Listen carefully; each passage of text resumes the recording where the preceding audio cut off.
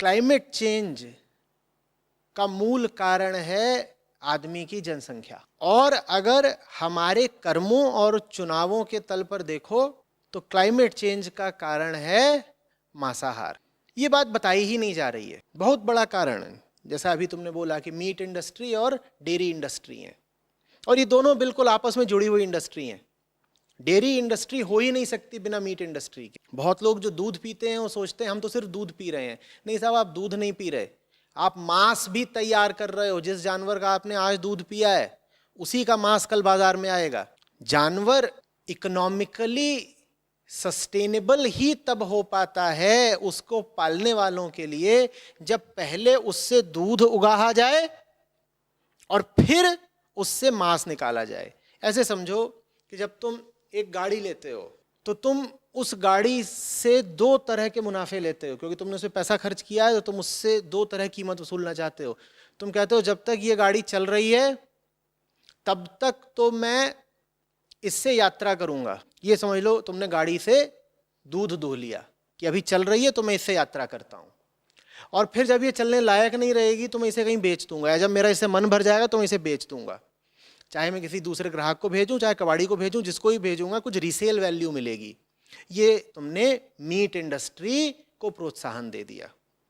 तो जैसे तुम गाड़ी से दो दो तरह की कीमत या फायदे वसूलते हो ना, कि पहले चलाऊंगा और फिर रीसेल से भी तो कुछ पैसा पा जाऊंगा, उसी तरीके से ये जो जानवर पाले जाते हैं वो इसी तरह से पाले जाते हैं कि पहले इनका दूध बिकेगा फिर इनका मांस बिकेगा। जानवर पालने वाला अगर दूध को एक भाव पर बेच पा रहा है, जो भी दूध का भाव है, वो इसलिए क्योंकि पता है कि अभी आगे चल करके इस जानवर का मांस भी बिकना है। अगर उस जानवर का मांस बिकना बंद हो जाए तो दूध महंगा हो जाएगा। इसी तरीके से अगर दूध बिकना बंद हो जाए तो मांस इतना महंगा हो जाएगा कि फिर मीट खाने वालों की आफत आ जाएगी। तो इसीलिए जानवर की हत्या करने में दूध खाने वाले और मांस खाने वाले ये दोनों बिल्कुल साथ साथ चल रहे हैं। बस बात इतनी सी है कि दूध खाने वालों को अभी ये पता ही नहीं है अधिकांशतः कि जानवर के उत्पीड़न में वो भी उत्तरदायी हैं, उनकी भी जिम्मेदारी है। वो सोचते हैं हम तो सिर्फ दूध ले रहे हैं। तुमको पता भी है जिस जानवर से तुमको दूध आ रहा है वो दूध किस तरीके से आ रहा है, जानवर कितना शोषण करके आ रहा है, और जब वो जानवर तुमको दूध देने लायक नहीं रहेगा तब उस जानवर के साथ क्या व्यवहार होने वाला है।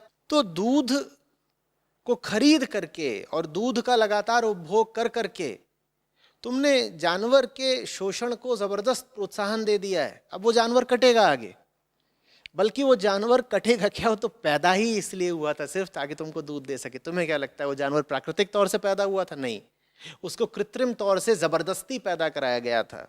गाय का, भैंस का जबरदस्ती गर्भाधान कराया जाता है, एक तरह का बलात्कार होता है वो, ताकि तुम्हारी दुग्ध पिपासा शांत हो सके। नहीं तो इतने सारे लोग हैं, इनको दूध देने के लिए गायें थोड़ी ही बड़ी तत्पर हैं कि दुनिया भर की गायों ने संकल्प उठाया है कि आदमी अपनी आबादी बढ़ाता रहे बढ़ाता रहे। 800 करोड़ आदमी हो गए हैं दुनिया में, और गायें कह रही हैं कि इनको दूध देने की जिम्मेदारी हम लेते हैं ना। हमारी प्रजाति तो है ही इसीलिए कि आदमी अंधाधुंध अपनी आबादी बढ़ाता रहे और हम उसको दूध पिलाती रहे।